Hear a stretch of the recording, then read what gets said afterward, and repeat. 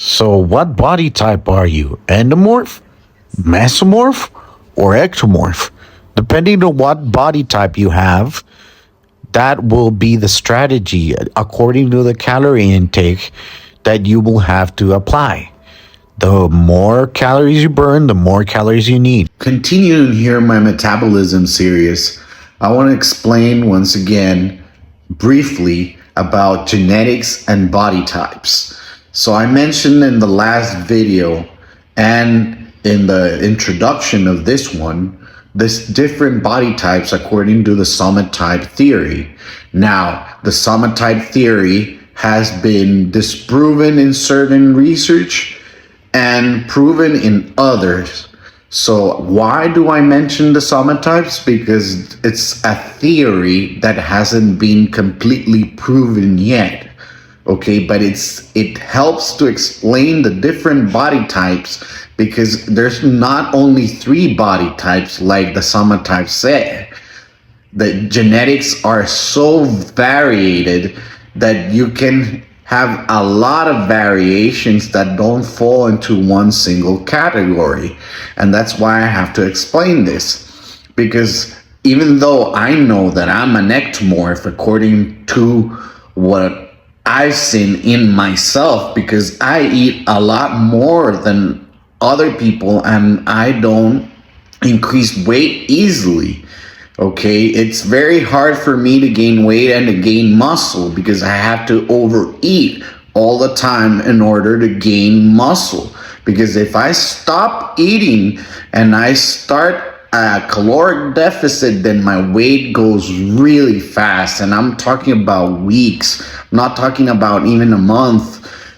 And that's why you see that in most of my videos, I'm eating a lot and I'm eating heavy calorie foods like potatoes, pizza, like I'm eating high carb foods in order to maintain my weight and gain muscle, because it's not only hard for me to gain weight, but also to gain muscle. So I have to overeat not only to maintain my current weight, but also to gain muscle. Okay, so that's in my case, and that's why I'm mentioning the summit types, because I am a real life case of an ectomorph, and I have proven it once and over again, because I truly, when I go out with other people that are heavier than I am, I always eat more than they do, and I'm not as heavy as them, but I eat more than them, and that's why I know that there's some certain truth about the summit types, because the ectomorphs, it perfectly describes my body type, right? So it depends on the genes and the families, because also my mother is very thin. She has always been very thin. My dad is not that thin, but he's also thin too. So it comes in families and lifestyles, because in reality, we've never had like a very strict diet. We never eat a lot of vegetables. My family never had like a very conscious diet in the sense of eating very nutritiously. We ate what we liked, like most people do, right? And we still, my whole family, like, well, my brother was the only one that had a different like gene pool, right? Because he was never skinny. I mean, he was not fat, but he was never skinny. Like the 3 of us, right? My mom, my dad, and me have like very, very similar genetics on the body types. I have like a combination of them too, right? Like I have some of my mom's genes, which is very skinny. Like I have skinny legs. That's my mom's genes for sure.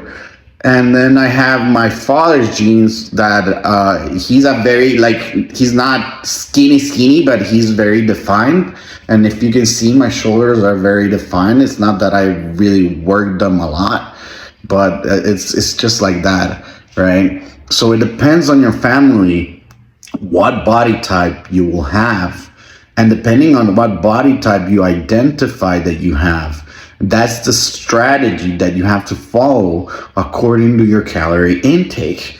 And that's why I mentioned first in the first videos of the Metabolism series, and I invite you to see them if you haven't seen them. I explain first how to calculate your metabolic base rate, right? This is very important because this is the calories that you burn every day. So you have to eat at least that in order to function normally, like your mind, like your bodily processes. You know, that's the maintenance, the minimum maintenance that you have to be doing for your body, because I don't know if it's the FDA or some organization in the US that standardized that you need 2,000 calories per day. But that's not true for everybody, because a shorter person has less maintenance than a taller person. Not all the time, because there's body types. As I said, there might be a shorter person that burns a lot more calories than a taller person, because that's their genes, that's their metabolic base, and they just burn calories faster than other people. There are other people that burn calories really slow, but that's just their efficiency. That's just their body. That's how it works. No person. I don't burn the same calories in a resting state than my brother or my dad or my mom, no matter how close we are genetically, and how we eat the same things and everything. It doesn't matter. We will not burn calories at the same rate. Not one person burns the same calories as another person.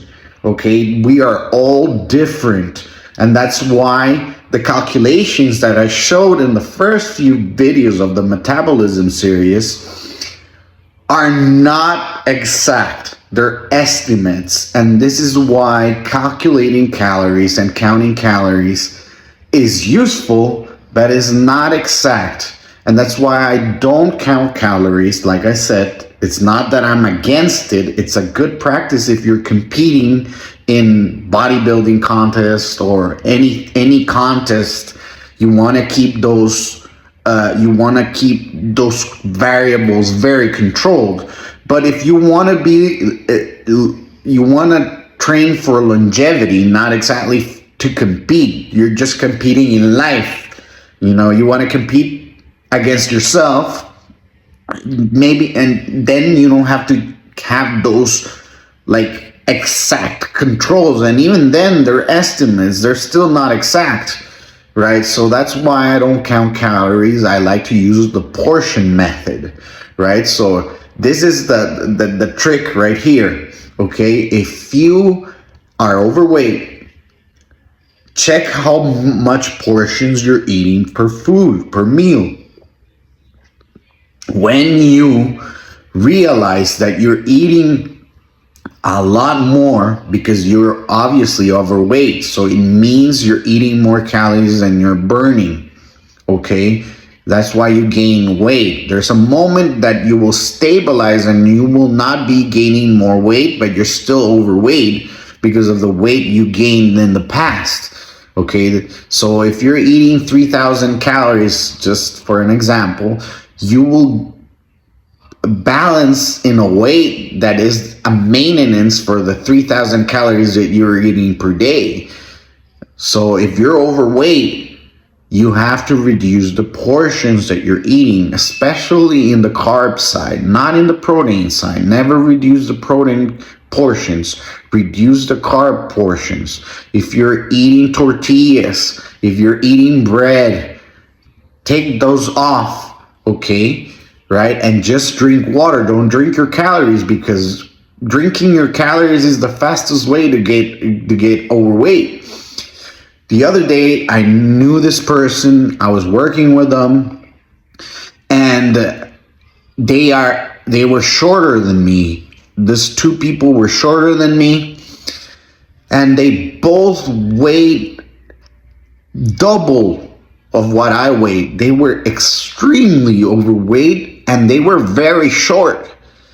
And I was amazed by the fact that they weighed double my weight and were a lot shorter than I was.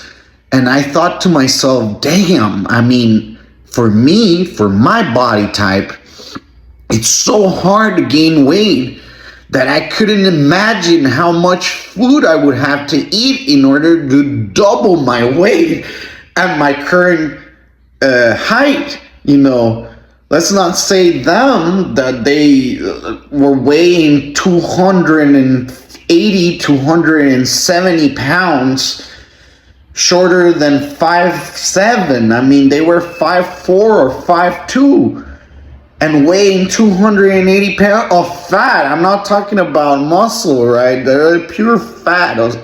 And I was just amazed. And I thought to myself, how much food would I have to eat to weigh 280 pounds with my body type? It's an incredible amount of calories.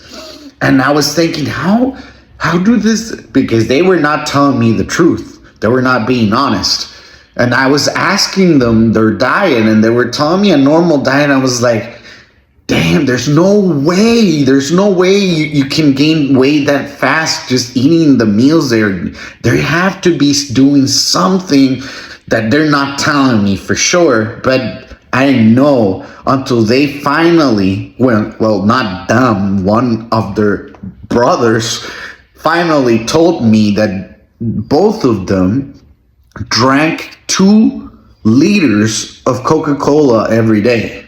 Okay? But 2 liters of Coca-Cola every day. That's almost 2,000 calories, if I'm not mistaken, just from drinking Coca-Cola. And then when their brother told me that, I was like, oh, no wonder that I knew it. There was no way that you were going to be able to eat so much calories in order to gain that weight. But you can drink the calories that fast.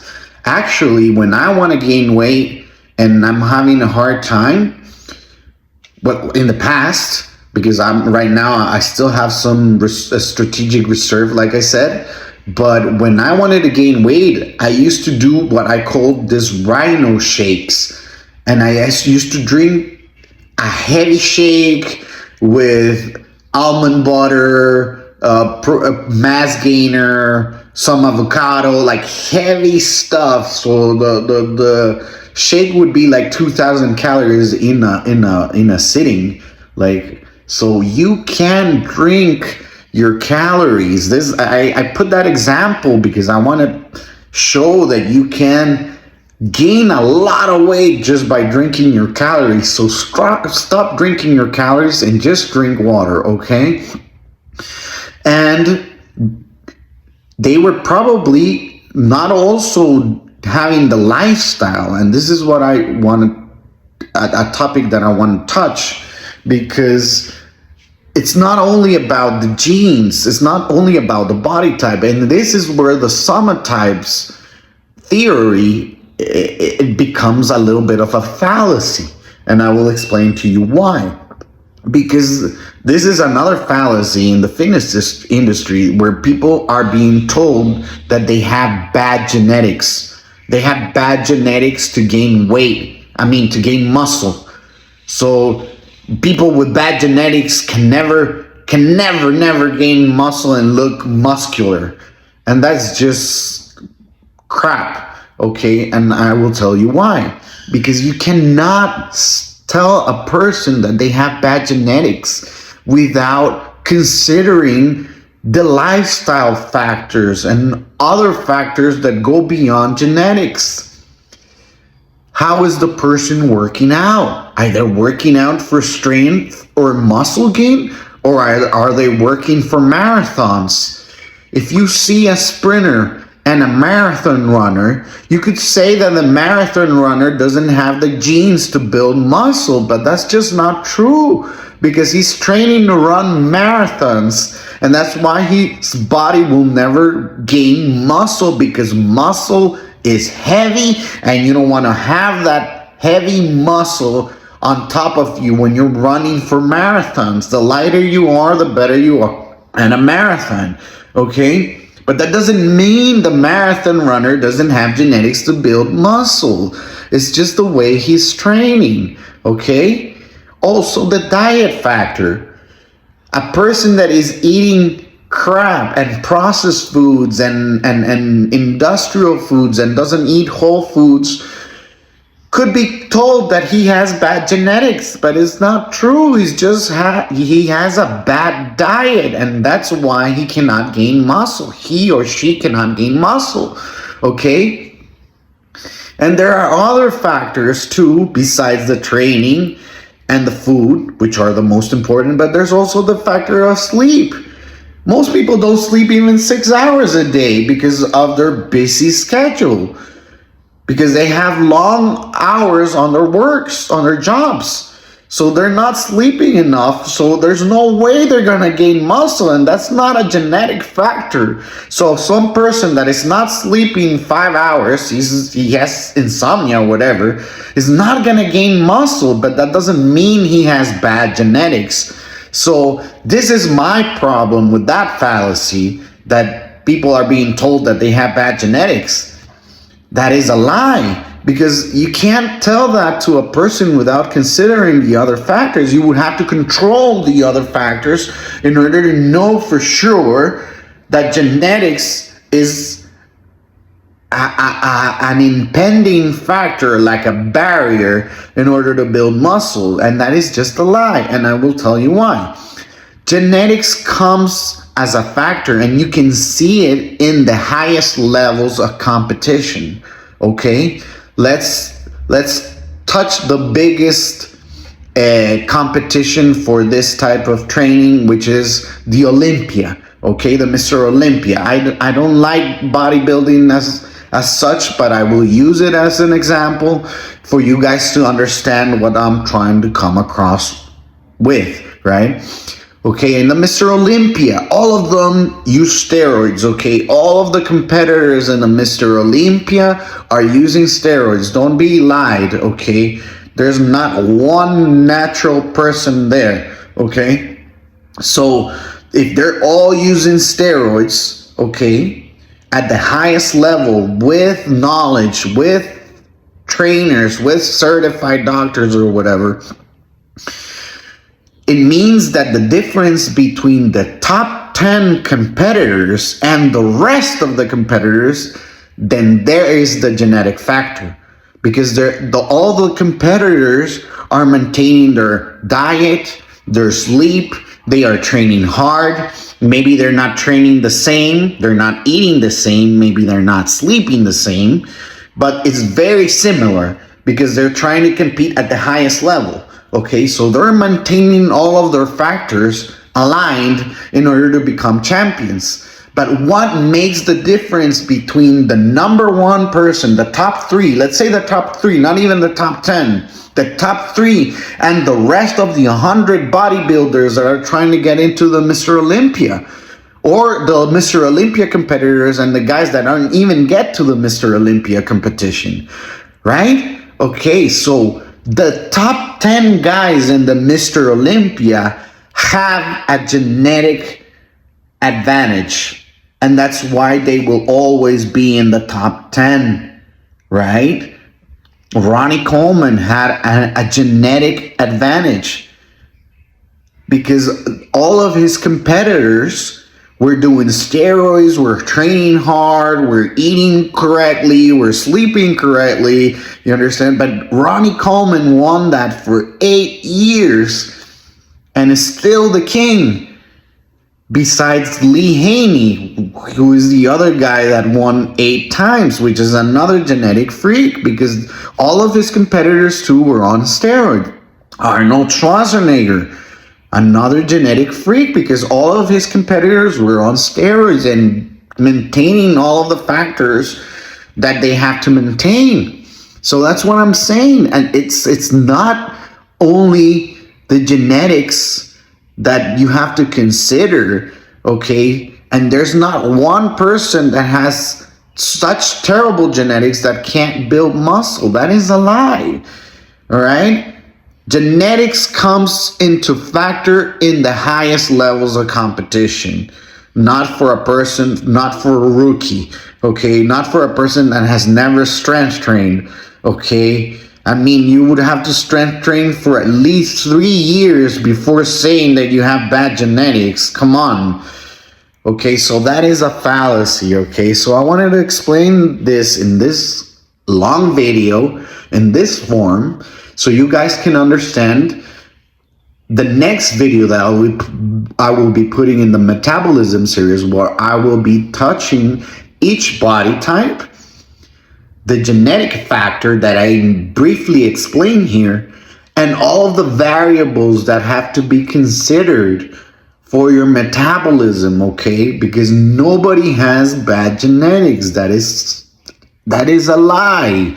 That is a complete lie that has been told probably by the fitness industry, by the fake naturals, because they want to make you feel that it's your genetics the problem and not the fact that they're taking all kinds of cocktails and steroids in order to look like that.